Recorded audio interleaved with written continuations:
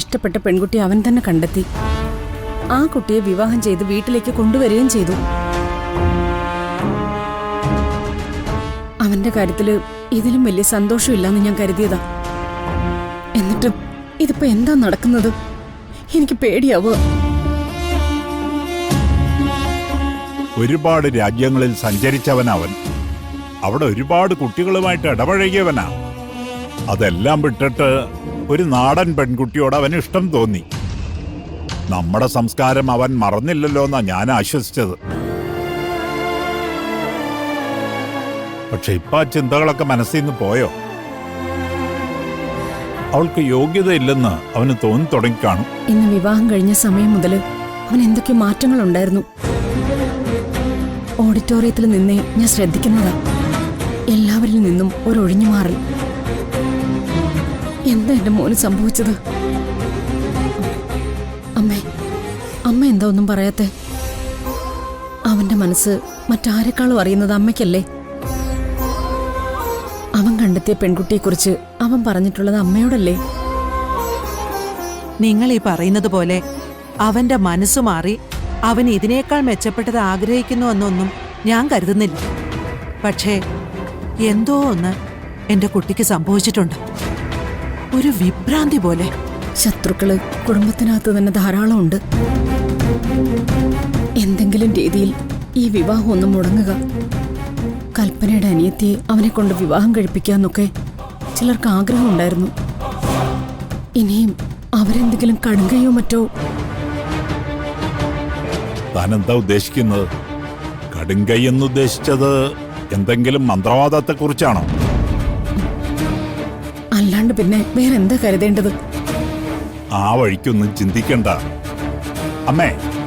നാളെ അമ്മ അവനോട് വ്യക്തമായിട്ട് കാര്യങ്ങൾ സംസാരിക്കണം. അങ്ങനെ വിട്ടുകളയാൻ പറ്റില്ലല്ലോ, അവന്റെ ജീവിതമല്ലേ. കല്യാണം കഴിഞ്ഞ നിമിഷം മുതല് അവനിലൊരു അസ്വസ്ഥതയുണ്ടെന്ന് പത്മിനി പറഞ്ഞില്ലേ? അത് അവന്റെ കണ്ണിലെ കെമിക്കൽ സ്പ്രേ വീണത് മുതല ഇപ്പോഴും അവന്റെ കണ്ണ് നേരെ ചൊവ്വ ആയിട്ടില്ല. തൽക്കാലം അതിന്റെ പ്രശ്നമായിരിക്കുമെന്ന് നമുക്ക് ആശ്വസിക്കാം. എന്തായാലും ഇന്നൊരു മുറിയിൽ അവർ ഒന്നിച്ചുറങ്ങട്ടെ. പരസ്പരം സംസാരിക്കാനുള്ളത് സംസാരിക്കട്ടെ, തിരുത്താനുള്ളത് തിരുത്തട്ടെ. അല്ലേ പരമേശ്വര? വേറെന്താ ഒരു മാർഗം? നിങ്ങൾ സമാധാനിക്ക്. നാളെ നേരം വെളുക്കുമ്പോഴേക്കും ഇതിനൊരു പരിഹാരം ഉണ്ടാവും. അവന്റെ വീഴ്ച കാത്തു നിൽക്കുന്നവരോടുള്ള മറുപടി അവൻ തന്നെ പറഞ്ഞോളൂ.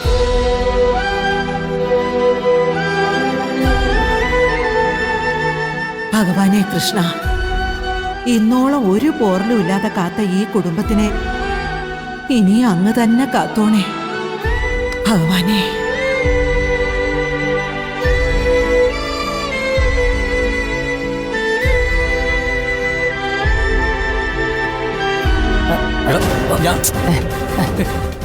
ഇനി തർക്കിക്കാൻ നിന്നാലേ അച്ഛന്റെ രീതികൾ മാറും.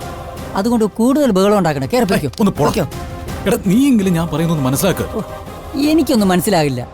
ഇപ്പൊ അച്ഛൻ പറയുന്നത് കേൾക്കുന്നതാണ് നല്ലത്. കേറിപ്പിക്കോ? ഇങ്ങോട്ട് കേറിപ്പോ. പോവാൻ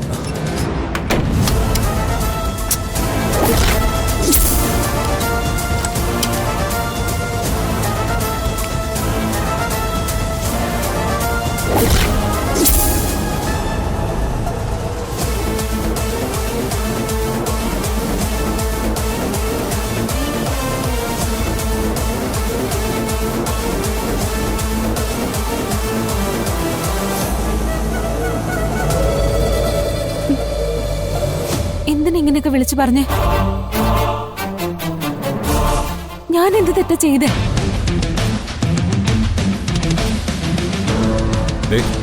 പുറത്ത് നടന്നൊക്കെ നീ കേട്ടല്ലോ. അച്ഛനും അമ്മയും മുത്തശ്ശിയും ഈ ലോകം മുഴുവനും വിശ്വസിച്ചാലും നിന്നെ ഞാൻ വിശ്വസിക്കില്ല. പറ, നമ്മൾ പരസ്പരം ഇഷ്ടപ്പെട്ടിട്ടുണ്ടോ? നമ്മൾ രണ്ടുപേരും ആ നിലയ്ക്ക് സംസാരിച്ചിട്ടുണ്ടോ? പറയാൻ.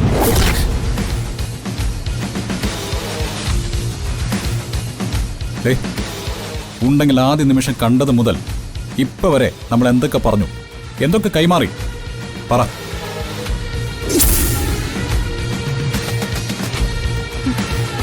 അതൊക്കെ വരുണിനറിയാലോ. നിനക്കറിയില്ലല്ലേ?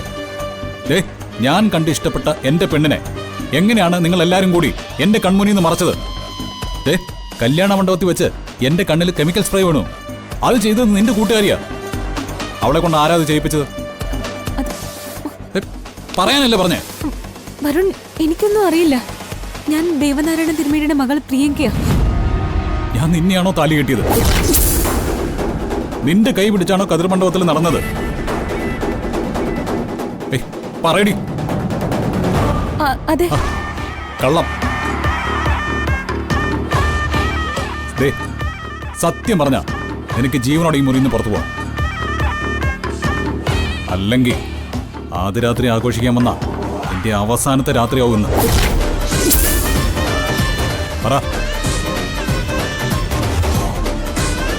എടി പറയാൻ.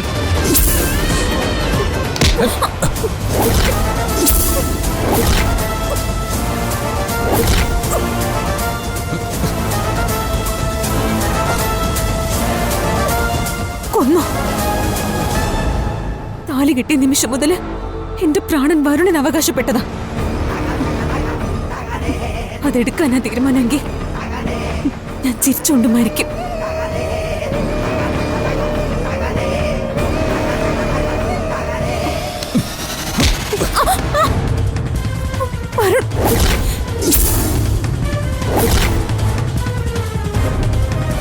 നിനക്കറിയാം ഞാനും നീയും തമ്മിൽ ഒരു ബന്ധമില്ലെന്നുള്ളത്.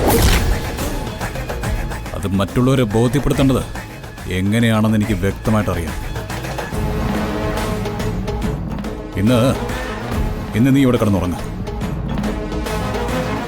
അറപ്പോടെയും വെറുപ്പോടെയും ഈ രാത്രി നിന്നെ ഞാനങ്ങ് സഹിക്കും. എന്റെ കുടുംബത്തിന് വേണ്ടി.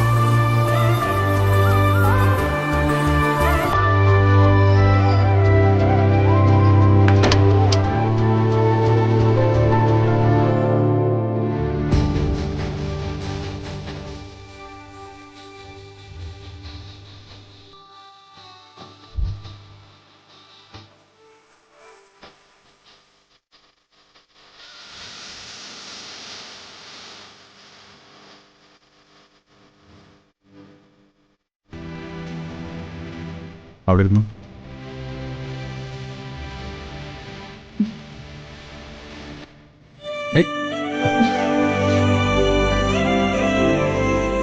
ഇതും ഒരു ചടങ്ങാണോ? ഇനി മുതൽ എന്റെ സ്ഥാനം ഈ കാൽക്കല. അത് ഞാൻ സമ്മതിച്ചിട്ടില്ല. നമ്മൾ തമ്മിൽ അങ്ങനെയുള്ള ആചാരങ്ങളൊന്നും വേണ്ട. നമ്മൾ തുല്യരാണ്. എനിക്കുള്ള അവകാശങ്ങൾ തനിക്കുമുണ്ട്. ഞാൻ അങ്ങനെയൊന്നും കേട്ട് ശീലിച്ചിട്ടില്ല. ഞാൻ ശീലിച്ചിട്ടുണ്ട്. അപ്പൊ പിന്നെ കുഴപ്പമില്ലല്ലോ. എടോ, ഞാൻ സ്നേഹിച്ചതും സ്വന്തമാക്കാൻ ആഗ്രഹിച്ചതും ഒക്കെ എൻ്റെ പിന്നാലെ നടക്കുന്ന ഒരുവളാവാനല്ല, എന്നോട് ചേർന്ന് എൻ്റെ യഥാർത്ഥ പങ്കാളിയായിട്ട് നടക്കാനാണ്.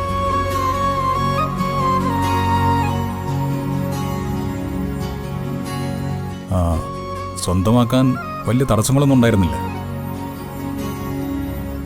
പക്ഷേ ഇതൊന്ന് നടന്നു കിട്ടുന്നവരെ അനുഭവിക്കുന്ന ഒരു പെയിൻ ഉണ്ടല്ലോ. എന്ത് പെയിൻ? പ്രണയത്തിന്റെ.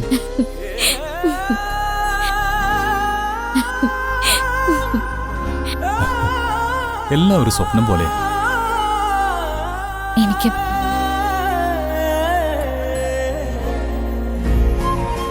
ഇഷ്ടമാണെന്ന് ഒരുപാട് തവണ ഞാൻ എൻ്റെ പെരുമാറ്റം കൊണ്ട് കാണിച്ചു തന്നിട്ടുണ്ട്, പലതവണ പറഞ്ഞിട്ടുമുണ്ട്.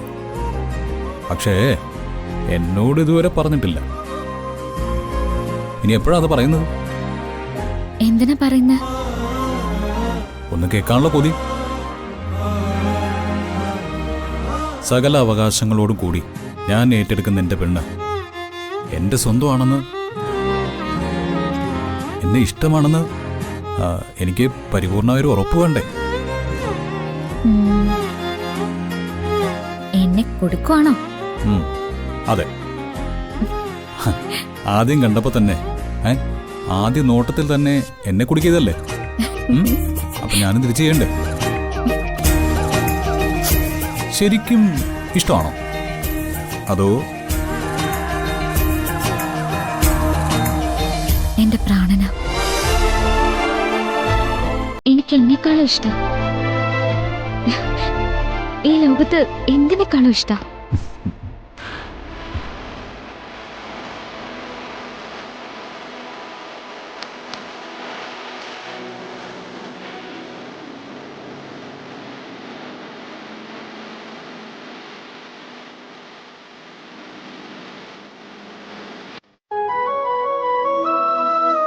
എന്റെ ജനന സമയത്ത് തന്നെ തന്റെ ജനന സമയം കുറിച്ചിട്ടുണ്ടാവും. താൻ ജനിച്ച സമയത്ത് തന്നെ നമ്മുടെ വിവാഹ മുഹൂർത്തവും കുറിച്ചിട്ടുണ്ടാവും.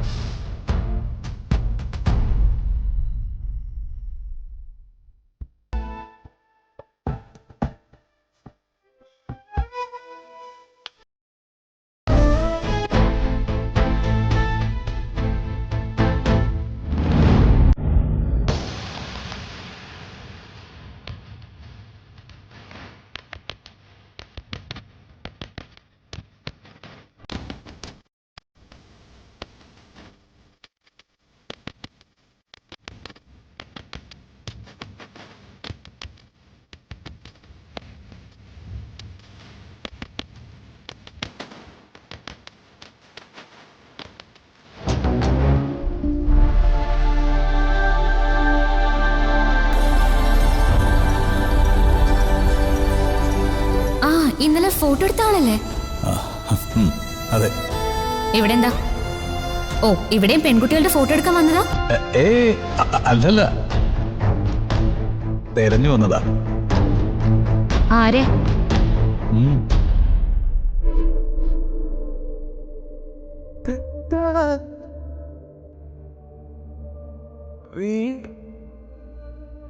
രാമായണം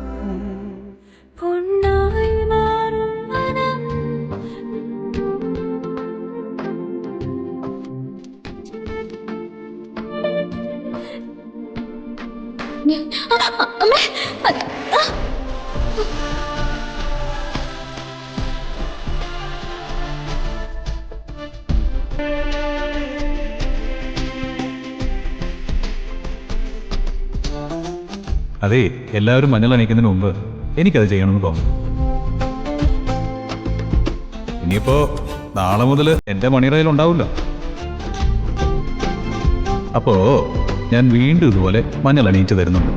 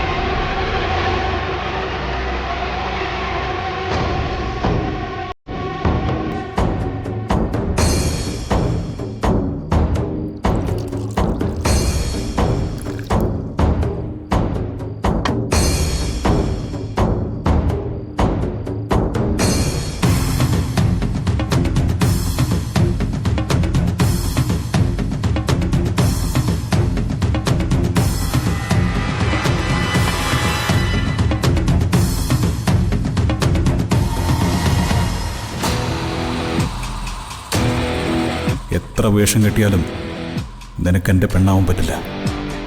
എൻ്റെ പെണ്ണിനെ ഞാൻ കണ്ടെത്തും, നാളെ തന്നെ.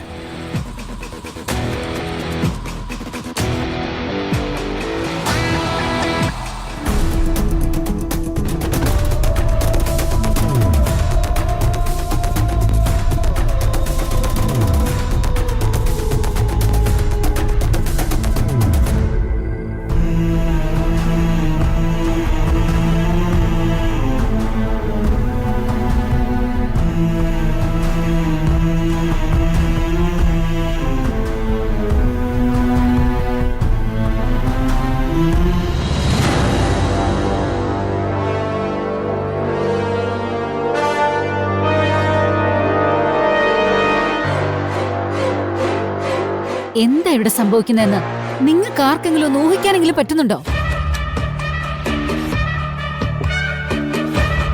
വരുൺ പറയുന്നത് ഒരു നിസ്സാര കാര്യമാണെന്ന് എനിക്ക് തോന്നുന്നില്ല.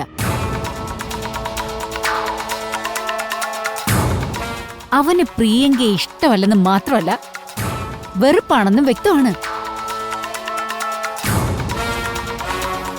എന്തൊക്കെയോ തിരിമറികൾ നടന്നിട്ടുണ്ട്. വരുൺ കണ്ടതും ഇഷ്ടപ്പെട്ടതും ഈ പെണ്ണിനെ അല്ലെന്ന് അവൻ തറപ്പിച്ചു പറഞ്ഞ വേറെ ആരാ? അവനൊരു പെണ്ണുണ്ടോ? നിങ്ങൾക്ക് വേറെ ജോലിയുണ്ടോ? ഇനി എല്ലാരും കൂടി അങ്ങനെ ഒരു പെണ്ണിനെ സൃഷ്ടിക്കാൻ പോവുകയാണോ? അതൊന്നുമല്ല കാര്യം. എനിക്ക് തോന്നുന്നത് വരുണിന്റെ മനസ്സ് മാറിയെന്ന്. ഒരു പാവപ്പെട്ട വീട്ടിൽ നിന്ന് കല്യാണം കഴിക്കുന്നത് ഹീറോ ആവുന്നതൊക്കെ പറഞ്ഞു നടക്കാൻ എളുപ്പമാണ്. പക്ഷെ ജീവിതകാലം മുഴുവനും അങ്ങനെ ഒരു പെണ്ണിനെ ചുമക്കുക എന്ന് പറയുന്നത് നിസ്സാര കാര്യമല്ല. അത് തന്നെയായിരിക്കും സംഭവിച്ചത്, അല്ലേ അച്ഛാ?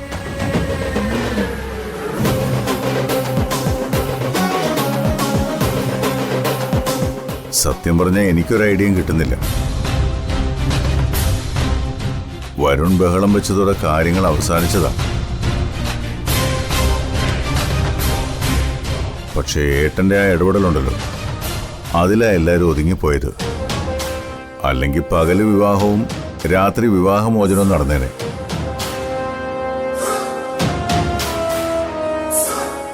നിങ്ങളൊരു കാര്യം ചെയ്യും, നാളെ പകൽ അവനെ തനിച്ചു കിട്ടുമ്പോ കാര്യങ്ങളെല്ലാം വ്യക്തമായിട്ടൊന്ന് ചോദിച്ച് മനസ്സിലാക്ക്. അവൻ ആഗ്രഹിക്കുന്നത് എന്തായാലും അതിന്റെ കൂടെ നിൽക്കാമെന്ന് അവന് വാക്ക് കൊടുത്താ അവൻ മനസ്സ് തുറക്കില്ലേ?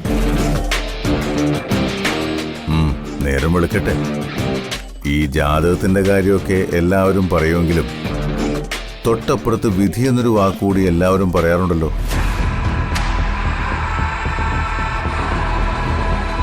പ്രിയങ്കയുടെയും വരുണിന്റെയും ജാതകങ്ങൾ ചേർച്ചയുണ്ട്.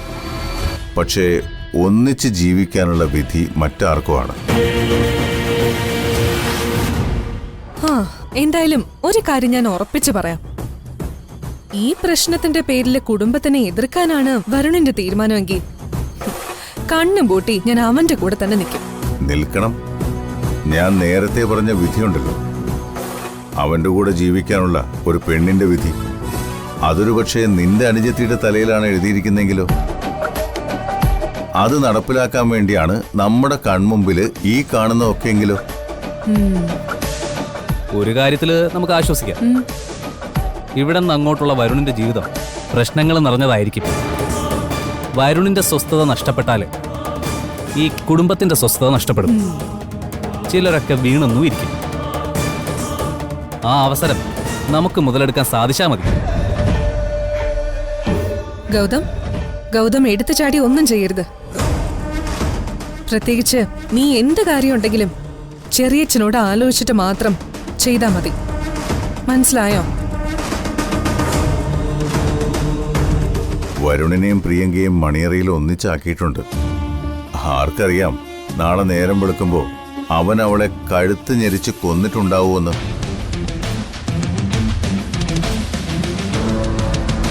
കണിമംഗലം വീടിന് മുകളിൽ നാളെ രാവിലെ സൂര്യൻ ഉദിക്കുന്നത് പല പുതിയ വാർത്തകളും കൊണ്ടായിരിക്കും.